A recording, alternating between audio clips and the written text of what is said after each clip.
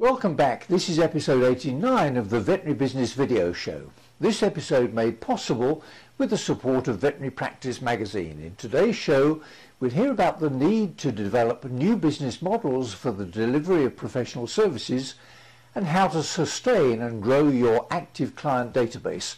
We look at the UK numbers update for small animal practice. We'll see Marsha Heinke, a vet and CPA, describe the wide range of skills required by a veterinary practice manager, and I'll offer you my quick business tip for this episode. I'm John Sheridan, and this is the show that helps practice owners, managers and clinicians just like you to build your successful practice into a great business.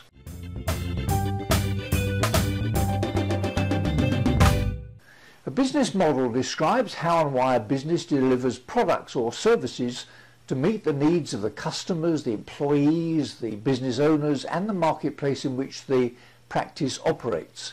50 years ago, the veterinary practice business model was easy. Large numbers of animal owners contacted a relatively small number of practices when a problem arose which required the attention of a vet. Since then, the world has changed with much more competition, a more discerning, knowledgeable and demanding marketplace, and a tendency for many veterinary services to be regarded by customers simply as everyday commodities rather than professional services. Of course, we're not members of the only profession which has experienced the impact of that trend. Here's a clip in which Michael Schuster offers dentists some advice about the need to develop new business models for the delivery of healthcare professional services. Now, unfortunately, you got to make another choice. Okay? Everybody in the room has to make these choices. And that choice determines what is your business model going to be. And so I'm going to walk through and talk a little bit about the four choices that you have, or I have. Okay? And remember, what we're going to trying to do the whole time is we're trying to simplify what's complicated. And the idea of simplification is once you've simplified it again, simplify it again, simplify it again. So over a period of time, it's continuous refinement and refinement and refinement. I thought this is pretty cool because if you look at this, this was the blueprint for the 1903 flyer that you saw. They actually made a plan and made a blueprint before they built it. What a concept, okay? So a business model is a blueprint. It's a blueprint for the key elements and strategies that you're going to organize together through systems, processes, technology, and people to produce a specific result. Now, we have many new kinds of business models that are being developed in the world that we're in because technology enables us to do things we never were able to do. The internet has changed the game of how people buy, how people learn, how people market. It's changed the game, and it's changing the game at many iterations faster and faster than it ever has. The culture is changing. The buying habits are changing. Okay? So you develop a model. Some models are dying, right? New models are being born, right? Some people are trying to extend models like they did with the Sony Walkman, keep the Kaizening it, making it better and better until the iPod came out, and it literally wiped the Walkman off the face of the earth. Okay? It literally bankrupted Sony. Sony's still out there, but they continue to lose money. They've never found their feet. Okay? New models antiquate old models. Okay? Pay attention to me. New models antiquate old models. Okay? You know when a model is dying, pay attention, because it becomes a commodity. And everybody, whether they're financial planners, whether they're accountants, whether they're attorneys, I don't care, everybody is trying to get out of the commodity business. But because the commodity business is a buy and price alone business. And nobody that's in a service business can afford to stay in business on a price only, a low provider business. You can do it in the manufacturing, but it's very difficult to do it in a service-oriented business. Now I'd like to take the opportunity of thanking Veterinary Practice magazine for sponsoring this episode of the video show. Veterinary Practice is a lively, informative, educational monthly news magazine devoted to the issues facing veterinary practices in the United Kingdom. Best of all, it's a really good read for everyone in practice, with contributions from many of the leading veterinary writers and columnists in the country. There's extensive coverage of all the major veterinary events, whether you're dealing with companion animals, large animals, equines, plus the management and more general events. If you're in practice and not currently receiving a copy, or you have ideas you'd like to write about, then email editor@veterinary-practice.com. You can also read the latest issue and back issues on www.vetsurgeon.org. Is your practice winning a sufficient number of new clients every single day to sustain and grow your active client database? Let's find out how in the website search for this episode. If your active client database is static or declining, and your marketing efforts simply aren't working well enough, maybe you're doing it the wrong way. Maybe you've been working too hard trying to make a living to think about marketing as a priority. Maybe you thought that employing a practice manager was all you needed to grow.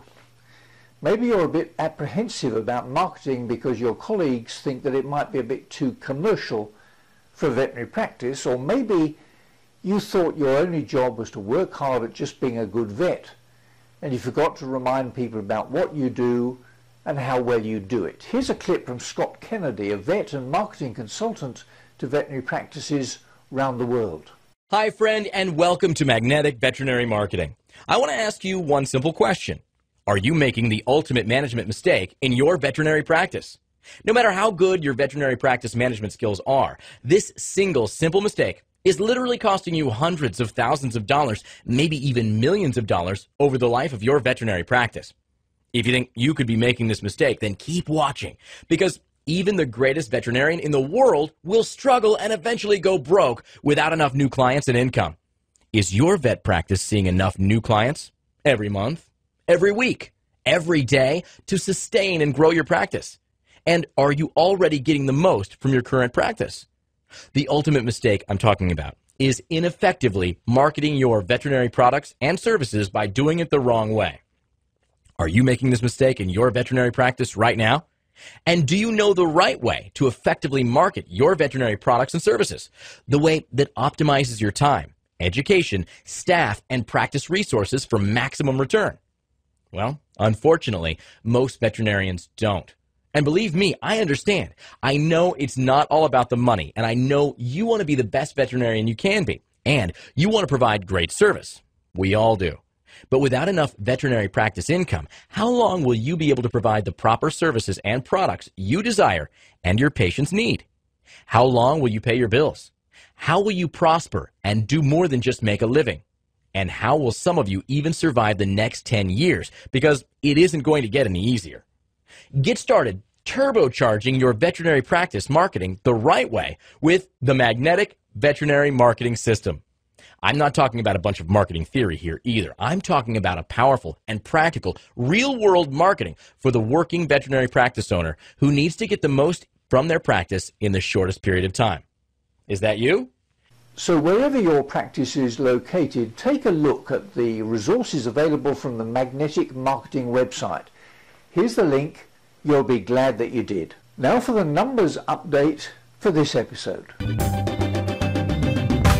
The Management Analysis Index provided by AT Veterinary Systems is a quarterly reporting and benchmarking service designed to identify business opportunities by monitoring a number of key performance indicators.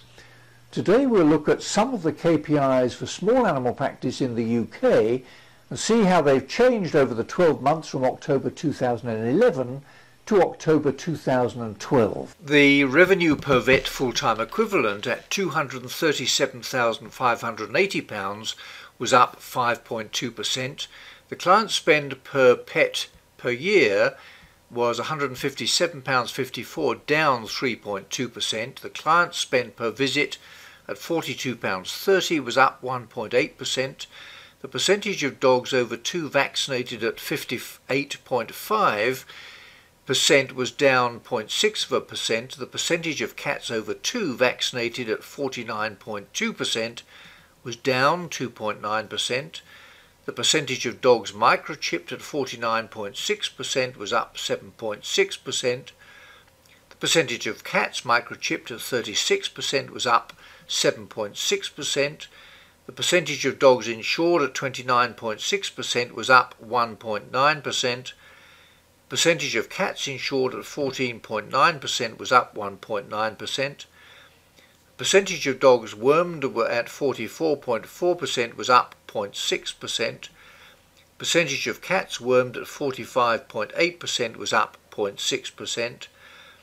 The percentage of dogs having received appropriate flea treatment at 33.5% was up 4.5%, and the percentage of cats having received the appropriate flea treatment at 35.9% was up 13.1%.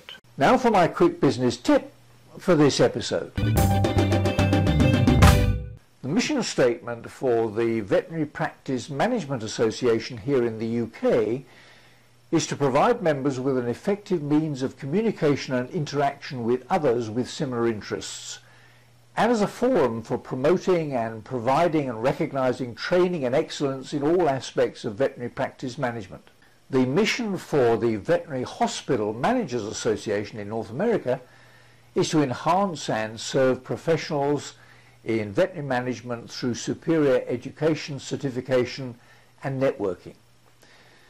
So both organisations are actively concerned not only with the interests of all their members, but specifically with the professional development of practice managers. Here's a clip in which Marsha Heinke, a vet and certified public accountant, talks about her recent book called Practice Made Perfect, in which she describes the scope of skills required of a veterinary practice manager and offers some tips for acquiring them. Hi, I'm Dr. Marsha Heinke, and I'm very proud to be the second author of the veterinary practice management book published by AAHA Press, Practice Made Perfect, the complete guide to veterinary practice management. There are many things that a practice manager needs to be competent at. In fact, being a practice manager means being very rich in terms of a background of expansive knowledge and skills that are covered in this book.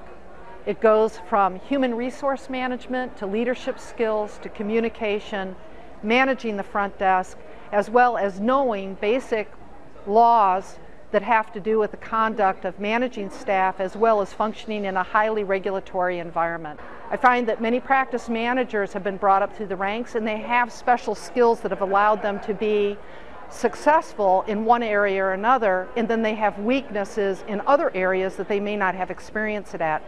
So for example, we often find practice managers exceptionally skilled in human resource and team building, but may be weak on the financial side, and vice versa. Somebody that's skilled on finances may be a little bit less strong in terms of human resource management.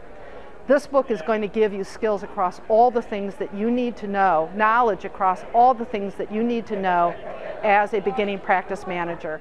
As a tip for a practice manager is structure your days so that you're always thinking about expanding your skills. I think a self-assessment of strengths and weaknesses, taking an inventory of your knowledge base, is a really great way to start knowing where your education needs to be planned out for the next year and really the next 3 years.